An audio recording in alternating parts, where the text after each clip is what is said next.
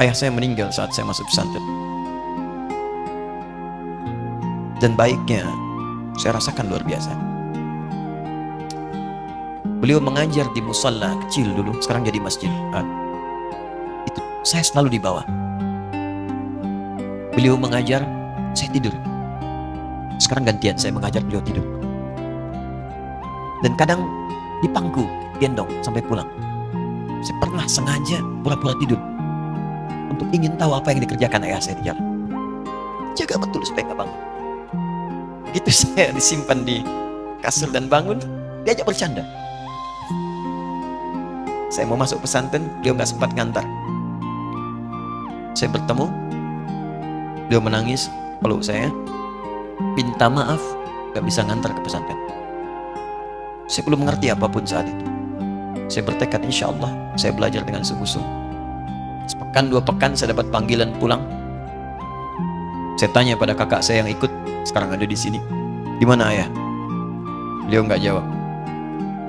Sampai di Bandung, paman saya, beliau sekarang Sekom MUI Jawa Barat, langsung menyampaikan, nampaknya nggak akan terkejar sampai sana, mungkin sudah dimakamkan. Saya ngerti, paham saat itu bahwa beliau telah wafat. Saya pulang. Maghrib saya sampai, saya dapati ibu di ruangan tengah. Saya datangi, saya menahan tangis, tidak tangis sedikit untuk membahagiakan ibu saya. Saya datang, saya peluk. Saya temani tidurnya. Itu pertemuan saya dengan ayah saya terakhir. Di mimpi saya bermimpi melihat. Sudah pakai kemeja, tersenyum, mendadahi saya. Sudah. Besoknya saya cari kamar. Ternyata Allahu Akbar, apa yang selama ini saya pelajari di pesantren, kitabnya sudah ada di kamar semua. Sudah disiapkan. Saya menangis saat itu, saya bawa mushaf. Jadi bapak saya, ayah saya, itu bajunya pun saat wafat dibagikan kepada sahabat-sahabatnya. Bajunya, kitab-kitab ini dibagikan.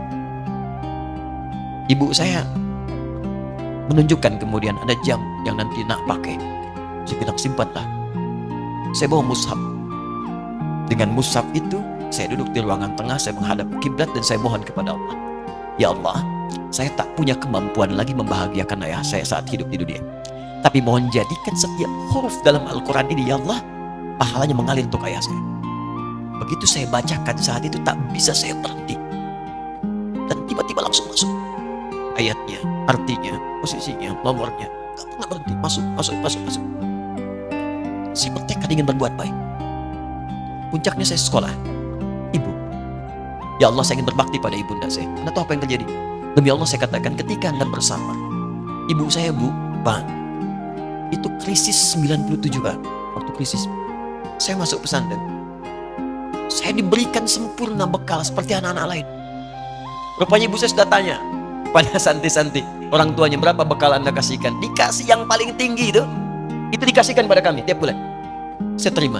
Satu kali libur saya pulang dari jauh, ibu saya tersenyum melihat sedang timur pakaian lihat saya. Begitu saya tiba, kaget saya.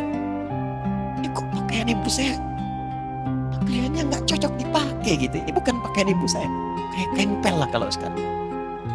Saya masuk ke rumah, saya kejar, saya buka pakaiannya, lemarinya. Saya nggak temukan sedikit pun. Saya kejar kakak saya, dia sudah siapkan makan. Kak perempuan kami yang kedua, mana pakaian ibu saya? Perhatikan jawabannya. Dia menangis saat itu. Dia bilang, mama itu telah menjual semua perhiasan dan pakaiannya untuk pendidikan kamu. Jual.